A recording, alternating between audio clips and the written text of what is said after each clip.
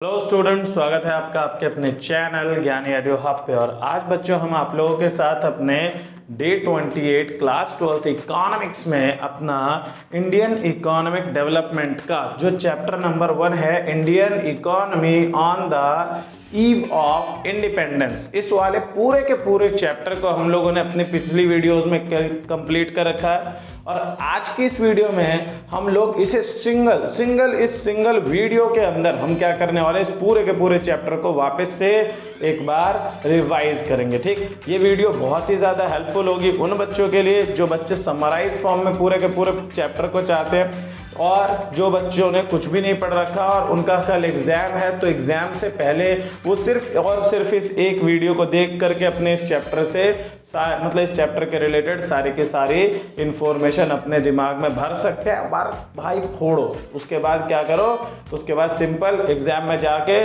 पूरे के पूरे एग्जाम को हिलाने का। तो आइए स्टार्ट करते हैं हम लोग अपनी आज की क्लास।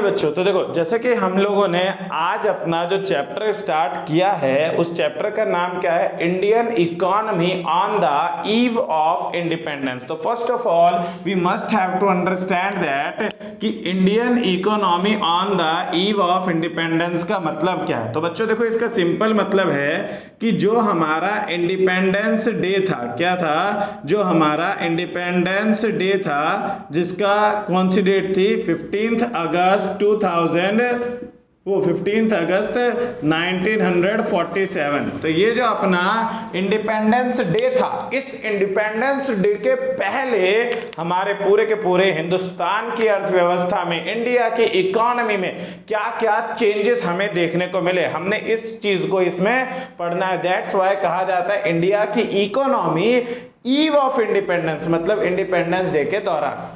तो बच्चों देखो, अगर आपने इंडिया की economy on the eve of independence समझना है, तो सबसे पहले आप लोगों को जानना पड़ेगा कि भारत को गुलाम कब बनाया, गुलाम बनाने के पीछे मेन उद्देश्य क्या था, और गुलाम बनाने के पहले भारत का क्या सीन था। तो देखो भाई, पहले तो हम कुछ चीजें जान लेते हैं। जैसे भारत जो है उसको कब गुलाम बनाया गया, तो भारत जो है वो कॉलोनियल हो गई। कॉलोनियल किसकी, तो ऑफ ब्रिटिश गवर्नमेंट के, भारत जो है ब्रिटिश गवर्नमेंट के कॉलोनियल मतलब अधीन, मतलब गुलाम बन गई।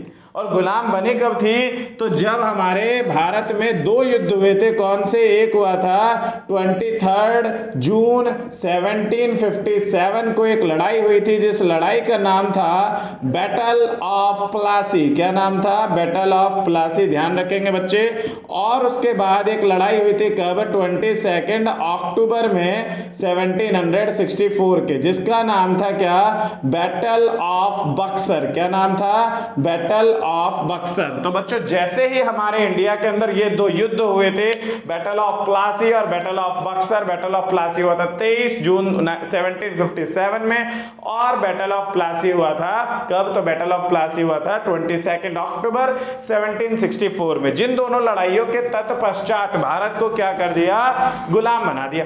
बात आती है कि भाई भारत को गुलाम बनाया क्यों गया था, ये भी चीज हमने इसमें पढ़ना है। मतलब कि जो मेन पर्पस था, क्या चीज पढ़ना है हमने पढ़ना है कि what is the main purpose of Britishers, कि भैया मेन पर्पस क्या था ब्रिटिशर का, कि हमारे भारत को गुलाम बनाने का।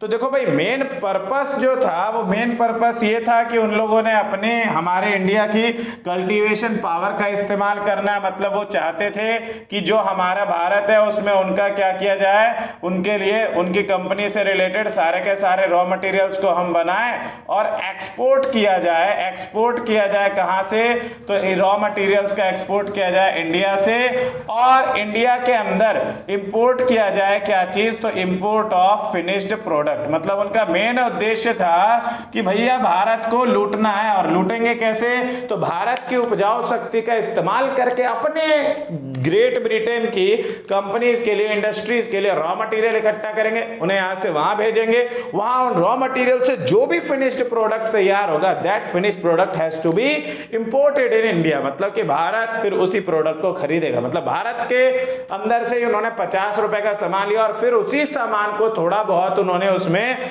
चेंजेस ला करके क्या किया, हमें ही 200 रुपए में बेच दिया। मतलब क्या, उनका मेन वो मकसद था भारत को लूटना। बच्चे कह रहे कि सर उनका मेन मकसद भारत को लूटना क्यों था? तो भाई भारत को लूटना इसलिए उनका मेन मकसद था क्योंकि प्रायर टू ब्रिटिश रूल, कि ब्रिटिश रूल के पहले का मतलब है कि बिफोर 1757 के 1757 के पहले जो भैया भारत था ना हमारा, भारत में राजा महाराजा वाला टाइम हुआ करता था। मतलब भारत में पैसा ही पैसा था, बहुत पैसा था। तो भारत की उस टाइम पे भारत के कुछ मेन फीचर्स क्या थे कि भारत एग्रेरियन इकोनॉमी थी भारत की, मतलब यहाँ पे बहुत सारे लोग खेती बाड़ी वगैरह करते थे। उसके अलावा भारत जो है वो कैसा था, तो भारत के एक एग्रेरियन था। एग्रेरियन के अलावा भारत जो है वो प्रॉस्पेरस इकोनॉमी थी। प्रॉस्पेरस मतलब क्या, तो समृद्ध अर्थव्यवस्था थी भारत की, क्योंकि भारत को किसी दूसरी कंट्री के ऊपर डिपेंड नहीं रहना पड़ता था।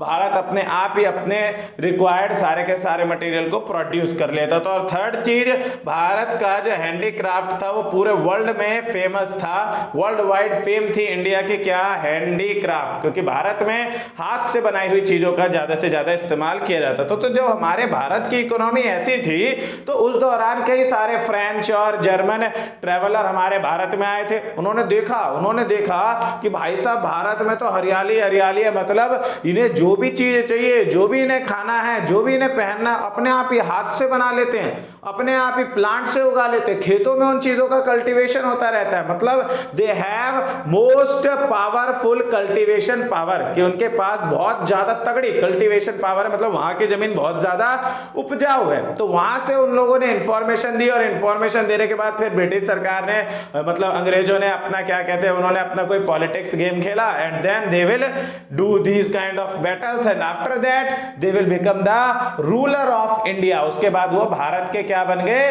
भारत के बादशाह कह लो, राजा कह लो, चाहे आप कह सकते हो भारत का सबसे मेन लीडर, भारत का सरकार, भारत को कंट्रोल करने वाले वो बन गए। तो कुल मिला के देखो भाई, भारत जो है गुलाम बनने के पहले भारत की तीन मेन खासियत थी, एग्रेरियन, प्रॉस्पेरस और हैंडीक्राफ्ट। और भारत को गुलाम कब बनाया गया? गुलाम बनाया गया सर जब ये दोनों लड़ाई हुई। इन दोनों लड़ाई के बाद भारत को गुलाम बनाया। और क्यों बनाया? तो इनका मेन मोटिव था रॉ मटेरियल्स का एक्सपोर्ट करें यहाँ कल्टीवेशन करके, और अपने फिनिश्ड प्रोडक्ट्स को क्या किया जाए, यहाँ पे इंपोर्ट किया जाए। बात आती है कि सर आपने तो बोला था कि इस चैप्टर में we have to study before 1947, कि 1947 के पहले की चीजें पढ़नी है। तो भाई देखो 1947 के पहले की चीजें पढ़नी है, पर जब हम गुलाम बने थे उसके पहले का भी हमें हल्का फुल्का नॉलेज होना चाहिए। अब देखो उसके बाद दूसरी चीज आप लोग को एमसीक्यू में जो पूछा जा सकता है वो क्वेश्चन ऐसा आता है, देखो आपको पता लग गया कि 1757 में भारत को गुलाम बनाया गया, और क्या कहते हैं 1947 में इंडिया जो है वो आजाद हो गई थी। तो कुल मिला के इंडिया जो है 190 साल तक भारत गुलाम बना रहा, लेकिन आपकी बुक में इसको 190 ईयर एग्जैक्ट नहीं दिखाया गया। आपको क्या किया गया, राउंड फिगर बोला गया। राउंड फिगर मतलब क्या, कि अगर एमसीक्यू में आ गया 190 इयर्स एग्जैक्ट तो आप इस पे टिक कर दो, अदरवाइज आपके एमसीक्यू में जो ऑप्शन आएगा सही वाला, वो ऑप्शन क्या आएगा, ऑलमोस्ट 200 इयर्स। जैसे एमसीक्यू का टेस्ट है कल तुम्हारा, तो उसमें पूछ ले जाएगा कि state about the duration of British rulers they have ruled in India. तो आपने उसमें ऑप्शन दे रखा होगा, अगर 190 ईयर दे रखा तो भैया इसको टिक कर दो, अगर 190 ईयर नहीं दे रखा तो आपको लिखा होगा ऑलमोस्ट 200 ईयर, सिर्फ 200 ईयर पे नहीं, ऑलमोस्ट 200 ईयर पे, क्योंकि 200 ईयर एग्जैक्ट तो है नहीं, सो दैट्स व्हाई। तो देखो भाई भारत को इतने दिन तक गुलाम बनाए रखा। बात आती है गुलाम बनाने के बाद भारत में क्या क्या चीजें हमारे, मतलब किस किस तरीके का परिवर्तन आया, कैसे कैसे आया। तो हमें अपने अलग अलग सभी के सभी डिफरेंट क्षेत्रों के बारे में पढ़ना है, पर हम पहले कुछ मोटा मोटी स्टेटमेंट्स वगैरह पढ़ लेते हैं कि भैया ड्यूरिंग ब्रिटिश रूल, कि भैया ब्रिटिश रूल के दौरान भारत के कुछ अलग फीचर्स आ गए थे, भारत के कुछ अलग फीचर आ गए थे।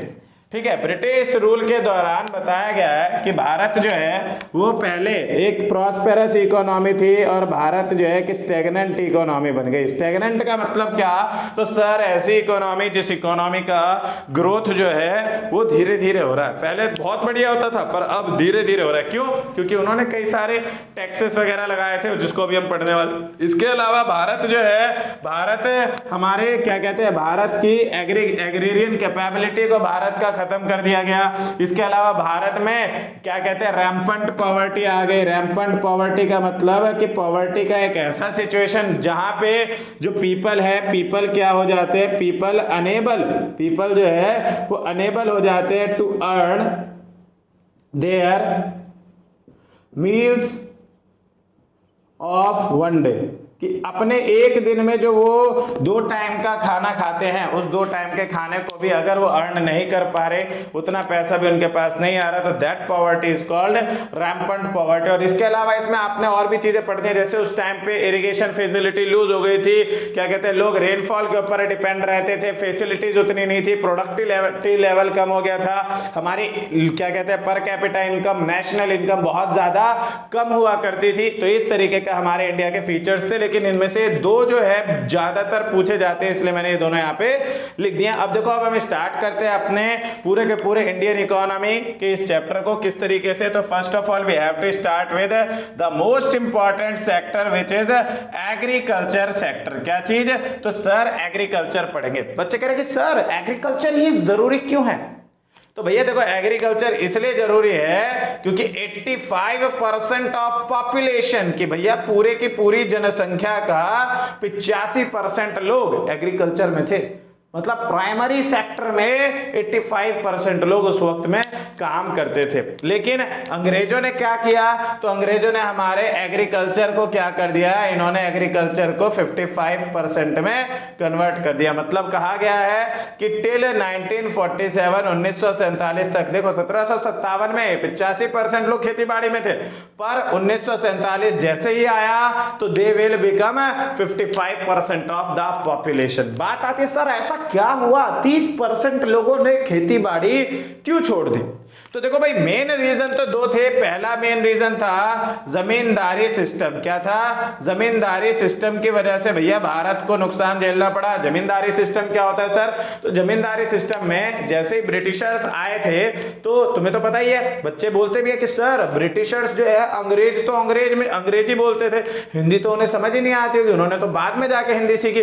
तो इस वजह से उन्होंने क्या किया, उन्होंने एक तरीके की जॉब की वैकेंसी निकाल दी इंडिया के अंदर, जिसमें लोगों ने फॉर्म वगैरह भरे और हर एक एरिया के 2-4 कुछ लोग जो थोड़ा बहुत पढ़े लिखे थे उस एग्जाम को पास करके उन लोगों को क्या बना दिया गया, उन लोगों को लैंड वगैरह दे दी गई। उन्होंने पूरा का पूरा एरिया दे दिया, बोल दिया भैया इस एरिया की जितनी भी जमीनें हैं इन सब के ऊपर तुमने टैक्स लेना है, इन सब के ऊपर क्या करना है, तुमने लोगों से टैक्स लेना है, क्योंकि लोग इस जमीन का इस्तेमाल करेंगे और ये जमीन अब हमारी है, क्योंकि यहां हमारी सरकार है, ब्रिटिश की गवर्नमेंट है।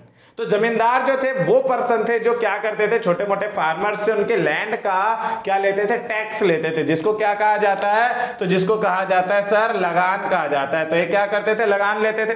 तो कहा गया जमींदारी सिस्टम में हुआ क्या, अंग्रेजों ने तो बोला हमसे कि भैया आपने लगान लेना, आपने लगान लेना है, जमींदारों ने लगान लेना स्टार्ट किया। पर जो अंग्रेज थे उन्होंने जमींदारों से बोल दिया था कि भाई जमीन का कोई यूज करे चाहे ना करे, लगान तो देना ही देना है। जैसे कहा जाता है ना, अगर आपने कोई फ्लैट या रूम ले लिया रेंट पे, चाहे आप उस फ्लैट में जाओ ना जाओ, अगर आपने ले लिया तो यू मस्ट हैव टू पे इट्स रेंट। तो ऐसे ही लैंड को रेंट समझ के उसके ऊपर का जो रेंट था वो लगान के फॉर्म में लोग देते थे। तो क्या किया गया कि लगान लेना फिक्स था, जिसकी वजह से जो फार्मर्स बेचारे खेती नहीं भी कर पाते थे उनको भी लगान भरना पड़ जाता था, तो नुकसान होने लग गया उन लोगों को कुछ ज्यादा। तो इसलिए लोगों ने क्या किया, धीरे धीरे एग्रीकल्चर को ही करना छोड़ दिया।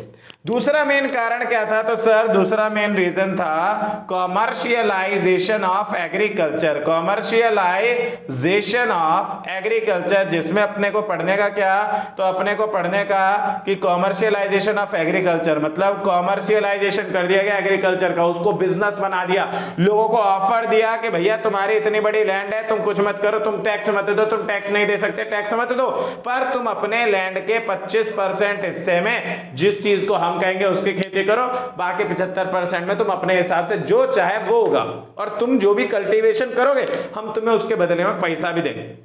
तो अंग्रेजों ने जिन चीजों का कल्टीवेशन करवाया वो थोड़े हार्मफुल हुआ करते थे, जो जमीन की कल्टीवेशन पावर को लूज कर देते थे। इस तरीके के केमिकल्स वगैरह का कल्टीवेशन करवाया गया।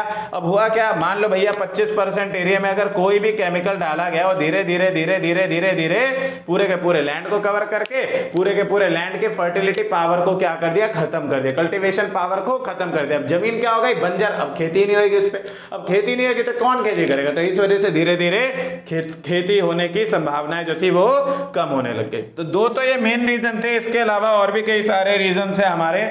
जैसे वो रीजन हमारे क्या है, तो देखो जैसे कहा जाता है उस टाइम पे अपने पास इरिगेशन फैसिलिटीज नहीं थी, मोटर वगैरह ट्यूबवेल वगैरह उस टाइम पे नहीं हुआ करते थे, तो लोगों को पानी लाने में दिक्कत होती थी, खेतों वगैरह में पानी वगैरह का अरेंजमेंट करने में प्रॉब्लम हुआ करती थी, जिस वजह से खेती में उतना अच्छा रिजल्ट नहीं मिलता था। उसके बाद लो प्रोडक्टिविटी का मतलब कि प्रोडक्शन जो किया जाता था खेत में, उस प्रोडक्शन की प्रॉपर एडिक्वेट मात्रा में प्रोडक्शन नहीं होता था, बहुत कम प्रोडक्शन होता था।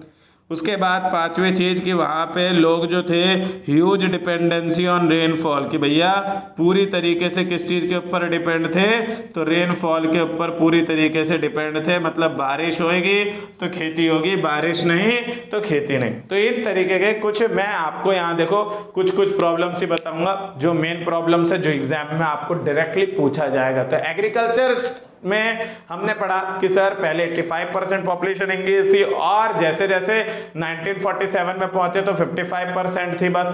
उसके बाद लो होने का रीजन क्या है, तो मेन रीजन है जमींदारी सिस्टम और commercialisation of agriculture. Zamindari system क्यों, तो सर लगान की वजह से उसमें फिक्स रेट ऑफ लगान लिया जाता था फार्मर से, तो फार्मर्स को नुकसान हुआ, और नुकसान होने के बाद जब बचत हो नहीं रही थी तो धीरे धीरे फार्मर्स ने खेती करनी छोड़ दी। कॉमर्शियलाइजेशन ऑफ एग्रीकल्चर में बोला गया, फोर्स नहीं किया गया, बोला गया कि भैया तुम अपने वहां खेती करो, हम तुम्हें बदले में उसका पैसा भी देंगे। मतलब कैश क्रॉप्स का कल्टीवेशन करने लग गए लोग, सेल्फ सफिशिएंसी को छोड़ करके, मतलब अपने खुद के पेट के लिए छोड़ के लोगों ने क्या किया, पैसे के लिए खेती करनी चालू कर दी। तो धीरे धीरे पूरी लैंड की ही हमारी क्या हो गई, अनफर्टाइल हो गई, दिक्कत होने लगी। इरिगेशन फैसिलिटीज नहीं होती थी, प्रोडक्टिविटी रेट उतना नहीं था, मतलब कमाई उतनी नहीं होती थी, बचत उतना नहीं होता था जितना इन्वेस्टमेंट करते थे।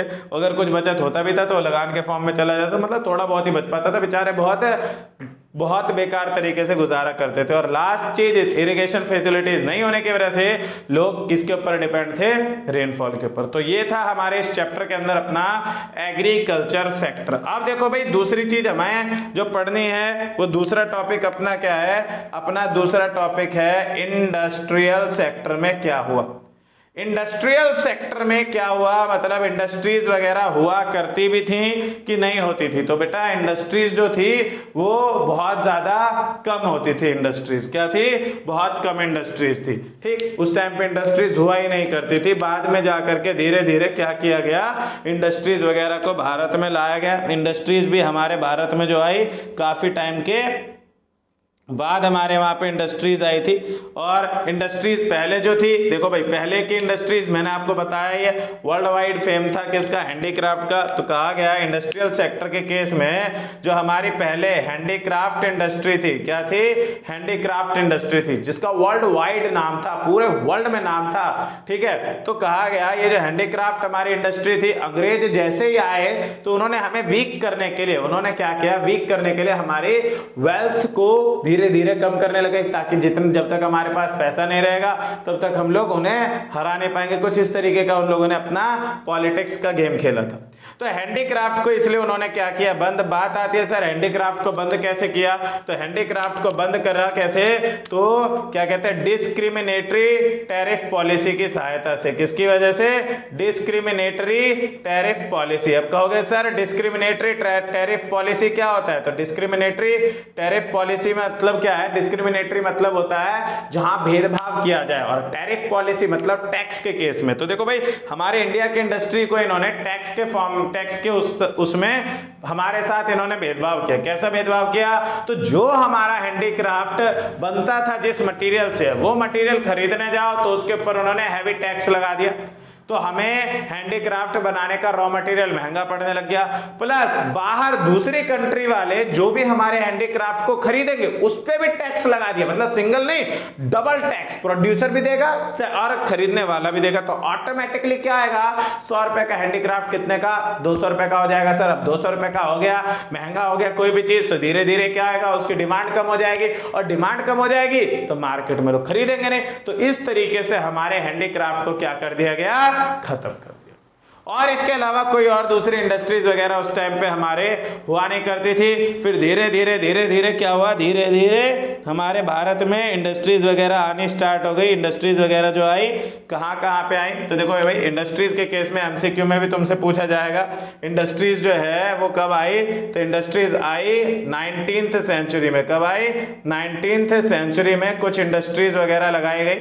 जैसे वो इंडस्ट्रीज कौन सी थी, तो इंडस्ट्रीज लगाई गई, कुछ इंडस्ट्रीज लगाया गया किनके द्वारा, बाय इंडियंस ने लगाया, और कुछ इंडस्ट्रीज लगाई गई किनके द्वारा, बाय ब्रिटिशर्स, अंग्रेजों ने कुछ इंडस्ट्रीज लगाई थी। जो इंडस्ट्रीज इंडियंस ने लगाई थी वो इंडस्ट्रीज कहाँ लगाई गई थी, तो वो लगाई गई थी कॉटन वगैरह की, किसकी, कॉटन सिल्क वगैरह की इंडस्ट्रीज लगाई गई थी। और किधर लगाई गई थी, मुंबई एंड गुजरात, मुंबई एंड गुजरात की तरफ लगाया गया था। और ब्रिटिशर्स ने जो इंडस्ट्री लगाई थी वो जूट इंडस्ट्री लगाई थी, किस चीज की, जूट इंडस्ट्री लगाई थी, और कहाँ, तो बंगाल में लगाई थी। तो ये पूछा जा सकता है आपसे कि which industries have been established in India in 19th century, then you have to take on the option which contains Maharashtra, Gujarat and Bengal as मतलब at the place of the city's name, or if the question has asked in accordance to the product then you have to take on cotton, silk and jute। इसके बाद क्या हुआ, तो sir इसके बाद एक बहुत ही मशहूर इंडस्ट्रीज की भारत में स्थापना हुई जिसका नाम है टिस्को। क्या नाम है, टिस्को, डिस्को नहीं TISCO, Tata iron and steel corporation. TISCO limited जो है वो किसकी थी, जमशेद जी की थी, और इसकी स्थापना हुई थी भारत में कब, 1947 में। तो बच्चों देखो आप लोगों को सिंपली यहाँ से बताया जाएगा कि देखो भाई हम लोगों ने अपना अभी तक में इस पूरे के पूरे बोर्ड में जो पढ़ा, हमने क्या पढ़ा कि भारत को कब गुलाम बनाया गया, गुलाम बनाने के पहले क्या था, गुलाम बनाने के बाद क्या था, और एग्रीकल्चर में कैसा कैसा चेंज आया, इंडस्ट्रीज में कैसा कैसा चेंज आया। देखो एमसीक्यू जो पूछा जाएगा कि एग्रीकल्चर में कौन कौन सा, मतलब जमींदारी सिस्टम के अंदर क्या था, तो जमींदारी सिस्टम के अंदर प्रॉब्लम था, लोग लगान देने में असमर्थ थे, उनका प्रोडक्टिविटी लेवल उतना हाई नहीं था, तो भाई एग्रीकल्चर धीरे धीरे कम होने लग गया। कॉमर्शियलाइजेशन ऑफ एग्रीकल्चर में पूछा जा सकता है कि किस तरीके के प्रोडक्ट को उगाया जाता था, तो आपने टिक करना है कैश क्रॉप्स को। पूछा जा सकता है किस तरीके के क्रॉप्स के कल्टीवेशन को कम कर दिया गया, तो आपने बोलना उसमें सेल्फ सफिशिएंट प्रोडक्ट, मतलब सेल्फ कंजम्पशन प्रोडक्ट्स को क्या कर दिया गया, इनका कल्टीवेशन ऑटोमेटिकली बंद हो गया जब कैश क्रॉप्स का प्रोडक्शन किया जाएगा। तो इसके अलावा तुमसे पूछा जा सकता है टिस्को कब स्टैब्लिश हुई थी, तो आपने याद रखना है सर 1907 में।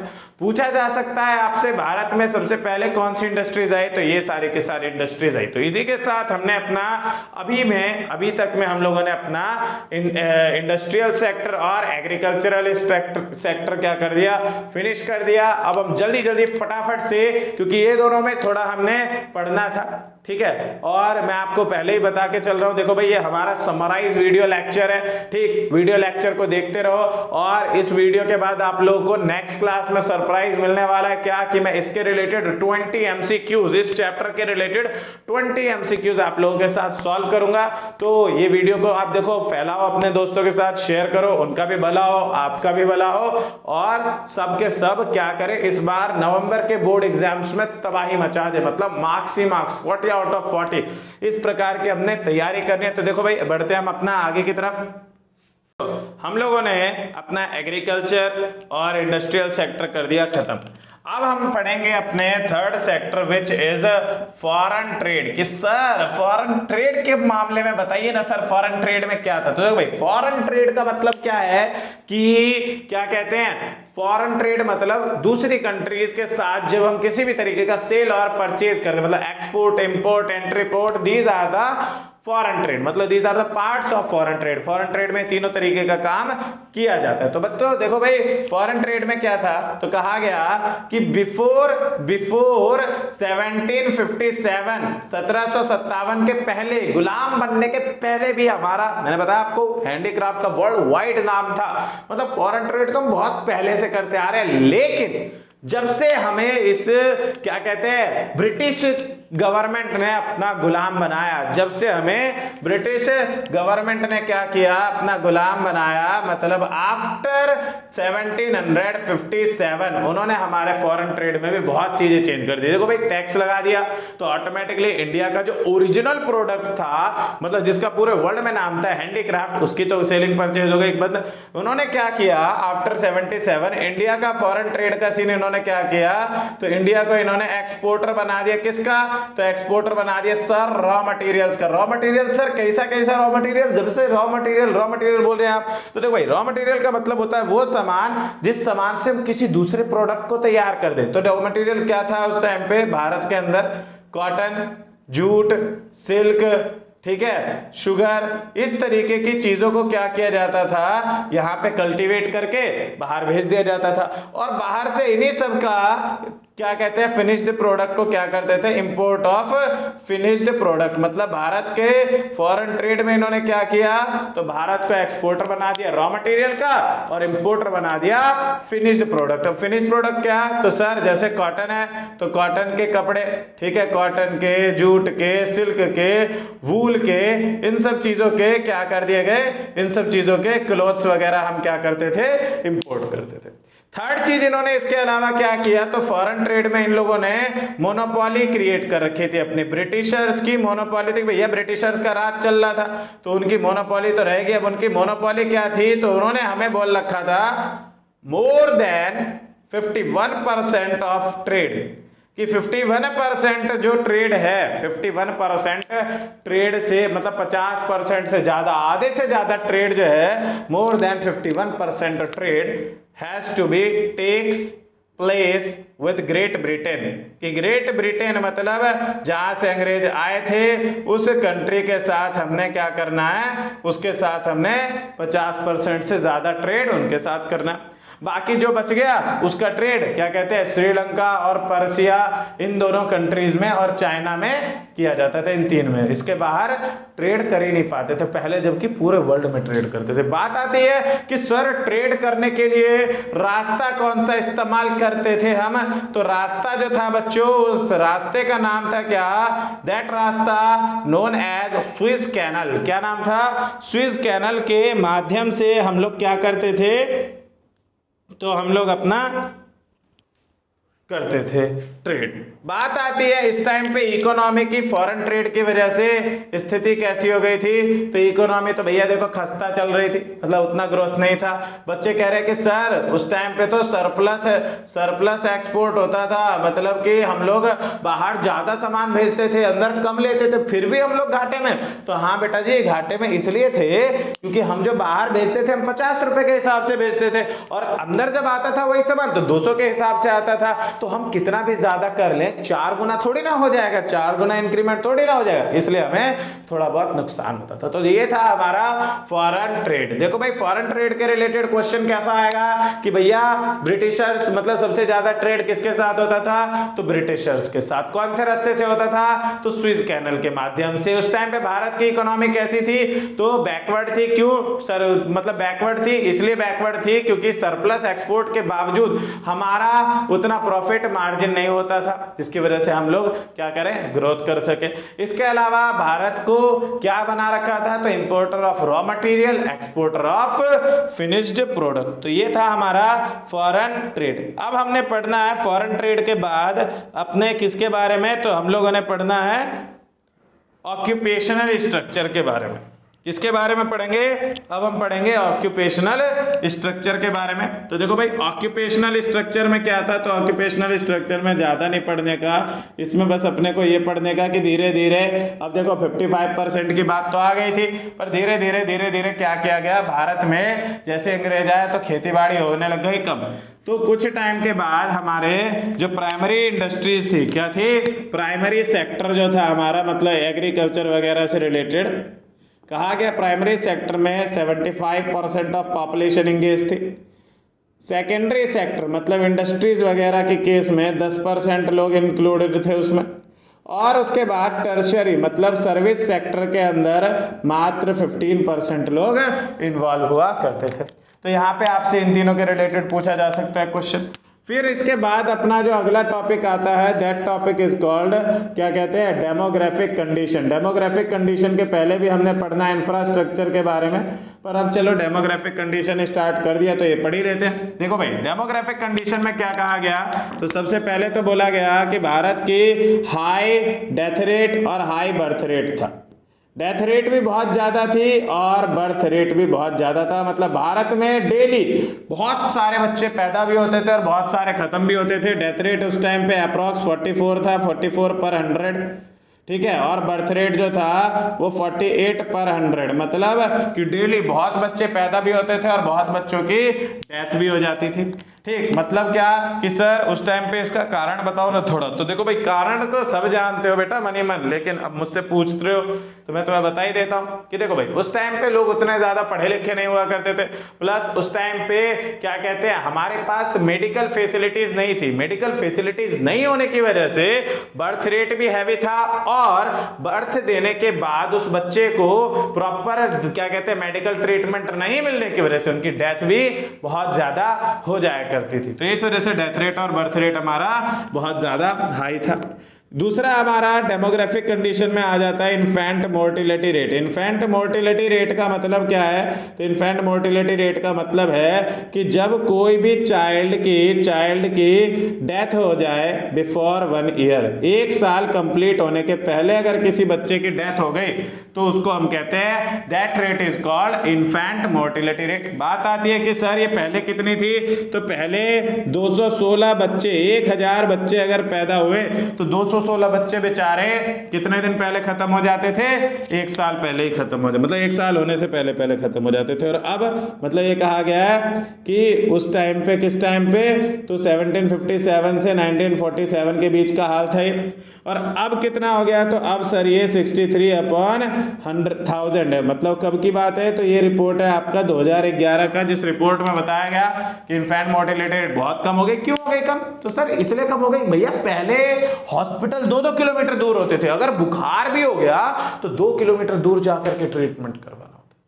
पर आज की डेट में क्या है, सर बुखार हो गया गली के बाहर मेडिकल है, जाओ क्रोसिन एडवांस, अरे बच्चे को अपने आप ही दवाइयों के बारे में पता होता, मतलब मेडिकल स्टोर पे गए दवाई ले ली, नहीं मान लो ट्रीटमेंट भी करवाना तो हर गली के बाहर एक छोटा सा क्या है क्लिनिक होता है, वहां पे वो क्या कर सकते हैं अपना शॉर्ट टर्म ट्रीटमेंट करवा के फिर हॉस्पिटल आराम से जा सकते हैं, मतलब बचने की संभावनाएं बढ़ जाती। ठीक, तो ये था हमारा एक तो डेमोग्राफिक कंडीशन में हमने high death rate, high birth rate पढ़ लिया, इसके बाद हमने इन्फेंट मोर्टिलिटी रेट पढ़ लिया। फिर इसके बाद हमारा आता है लाइफ एक्सपेक्टेंसी रेशियो।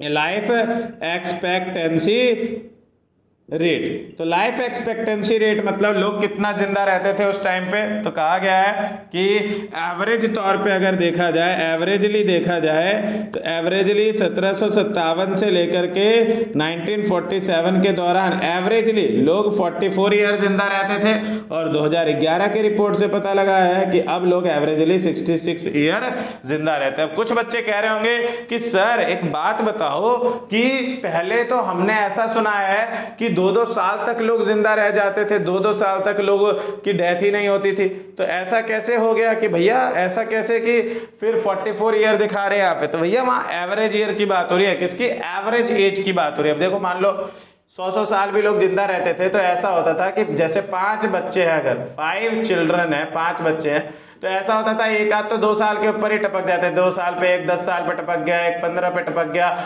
2 जिंदा रह भी गए ज्यादा, तो एक ने 95 ईयर तक उम्र काटी और एक ने 105 ईयर उम्र काटी।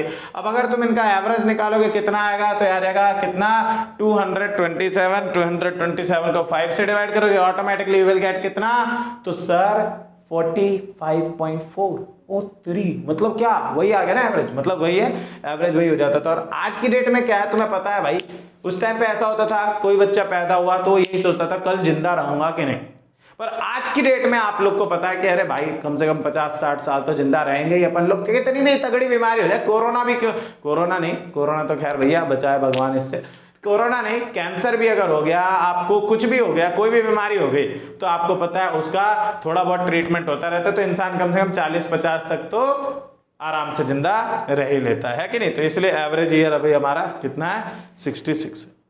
अब इसके बाद हमारा आता है क्या, तो इसके बाद डेमोग्राफिक कंडीशन में हमारे आती है क्या चीजें, तो इसमें हमारा आता है लिटरेसी रेट। लिटरेसी रेट मतलब कितने लोग पढ़े लिखे हैं, कितने लोग पढ़े लिखे नहीं हैं, ठीक। तो हमारे भारत में कहा गया है उस टाइम पे 16% लोग जो थे, 16% पॉपुलेशन ही पढ़ी लिखी हुआ करती थी, जिसमें 9% मेल और 7% फीमेल थे। मतलब इसमें मेल जो थे, मेल कितने थे 9% और फीमेल कितने थे 7%। एमसीक्यू में पूछा जा सकता है कि how much proportion of the population are literate at that time, तो आपने टिक करना है क्या 16%, अगर मेल पूछा तो 9%, फीमेल पूछा तो 7%, सिंपल।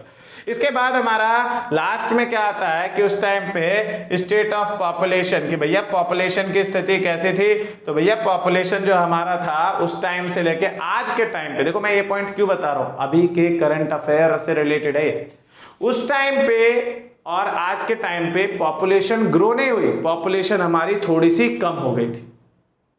अब बच्चे कहेंगे कि सर पॉपुलेशन कम कैसे हुई थी, तो पॉपुलेशन कम ऐसे हो गई थी कि 1911 में, 1911 से 1921 के बीच जैसे अभी कोरोना वायरस आया था, तो ऐसे ही उस टाइम पे और भी कुछ 2-4 बीमारीज वगैरह आ गई थी, तो उनकी वजह से क्या हुआ, पॉपुलेशन में थोड़ा बहुत असर आने लग गया, और भैया असर आया तो ऑटोमेटिकली क्या आएगा, तो ऑटोमेटिकली लोगों की डेथ होने लग गई, तो पॉपुलेशन गिर गई थी। तो ये था हमारा डेमोग्राफिक कंडीशन।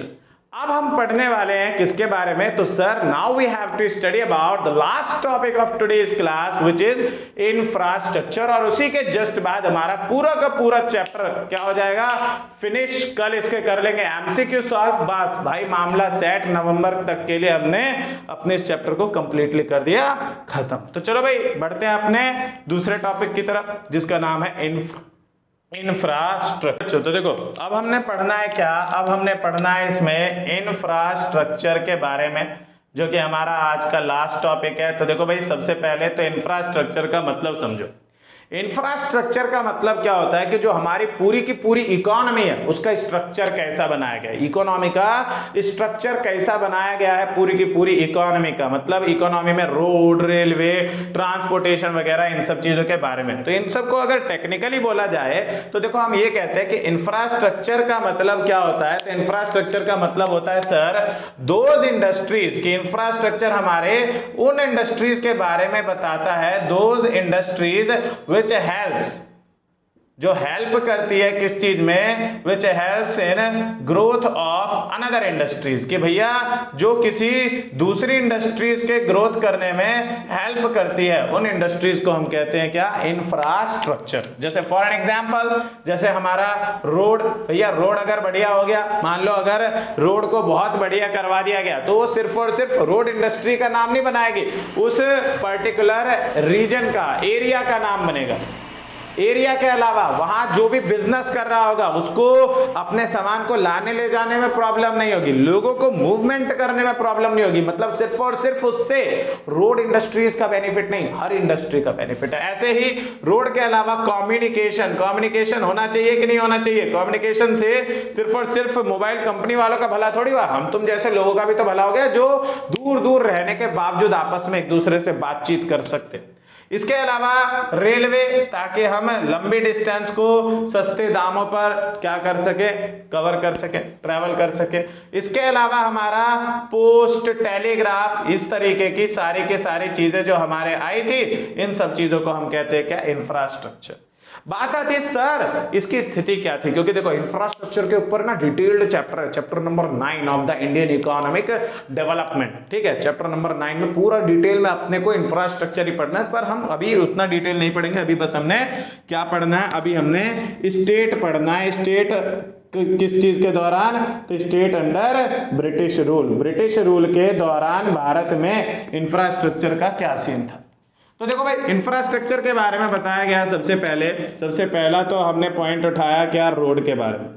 भारत में रोड कैसी हुआ करती थी, तो कहा जाए रोड जो है काम चलाओ रोड थे, मतलब रोड जो थे नॉट ऑल वेदर रोड, कि वो हर एक मौसम में इस्तेमाल किया जा सके उस तरीके के रोड नहीं हुआ करते थे। क्या होता था, लोग खेतों के बीच में से रास्ता बना दिया, जहां से भाई एक बंदा क्रॉस कर सकता है, भाई रास्ता है, मतलब मान लो मेरा घर है, सामने वाले का घर है, बीच में कोई किसी का घर नहीं है, वहां से अगर कोई क्रॉस कर सकता है तो जी रास्ता है, इसी को हम क्या कह देते हैं, रोड कह देते। तो रोड वगैरह उतने बढ़िया नहीं हुआ करते थे, कच्चे रास्ते होते थे, मट्टी के रास्ते होते थे, जो बारिश में क्या हो जाता था, तो बारिश में कीचड़ ही कीचड़ बन जाती थी, तो ट्रैवल ही नहीं किया जा सकता था रोड के माध्यम से। तो ठीक है, तो कहा जा रहा है कि उस टाइम पे रोड की स्थिति बहुत ज्यादा खराब थी उस टाइम पे। अब देखो मैं इसको रेड से क्यों लिख रहा हूं, because it is very most important improvement of Britishers in India. Britishers ने भारत के अंदर रेलवे की खोज की थी, और रेलवे को इंट्रोड्यूस मतलब खोज नहीं स्टार्ट किया था कब, 1850 में उन्होंने इंडिया के अंदर रेलवे स्टार्ट किया था, जो कि भारत के लिए बहुत ही तगड़ा इनिशिएटिव था। मतलब ब्रिटिशर्स की अगर कहा जाए कि उनका कोई पॉजिटिव इंपैक्ट है तो यस सर है, रेलवे उनकी एक मतलब बहुत अच्छी वाली गिफ्ट है हमारे लिए, ठीक है। क्योंकि रेलवे ने क्या करता है, रेलवे ने पूरे के पूरे इंडिया के हर स्टेट को कनेक्ट कर दिया था उस टाइम। तो भारत में जो पहली रेल आई थी वो कब आई थी, सन 1850 में पहली रेलवे आई थी। और उस रेलवे से बेनिफिट क्या था, तो बेनिफिट ये था कि वो बहुत ही ज्यादा सस्ते रेट में क्या कर सकती है, तो सस्ते रेट में एक जगह से दूसरी जगह सामान, इंसान, हर चीज को लाने ले जाने में समर्थ थी।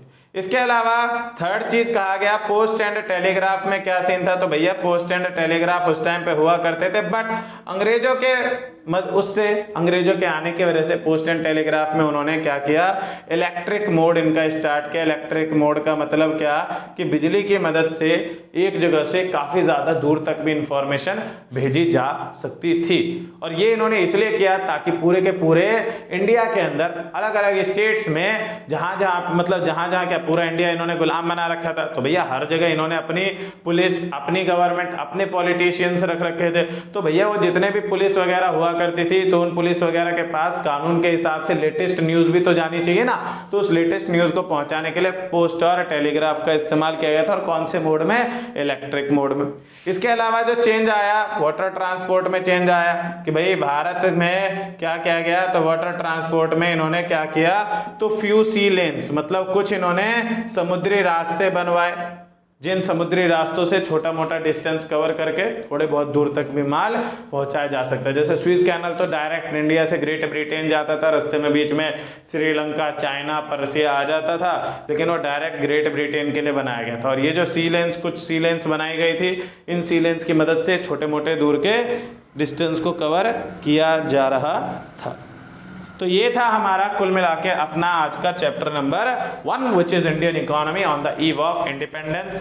और हमने इस वीडियो के एंड में मतलब अब हमने अपना पूरा का पूरा चैप्टर कर दिया फिनिश। अब आप लोगों के लिए मैं लेकर के आने वाला हूं जल्दी ही नेक्स्ट क्लास में कुछ एमसीक्यूज, और भाई साहब एमसीक्यूज मेरे साथ के साथ सॉल्व करना। कमेंट में जरूर बताना कि आप एमसीक्यूज वाले वीडियो से खुश हो कि नहीं हो, अच्छा है कि नहीं है। साथ के साथ मुझे हर एक एमसीक्यू के आंसर आप लोग भी देते रहना वीडियो को पॉज कर करके। बाकी अभी नहीं, बाकी राज खोलेंगे अपनी उस वीडियो में। तो आज की वीडियो बच्चों हम यहीं पे करते हैं अपनी समाप्त। आज हम लोगों ने अपना पूरा Indian economy on the eve of independence which is chapter number 1 of Indian economic development कर दिया फिनिश। अगर वीडियो अच्छी लगी हो तो वीडियो को लाइक करके जाएं, अपने दोस्तों के साथ शेयर करें। बस, थैंक यू।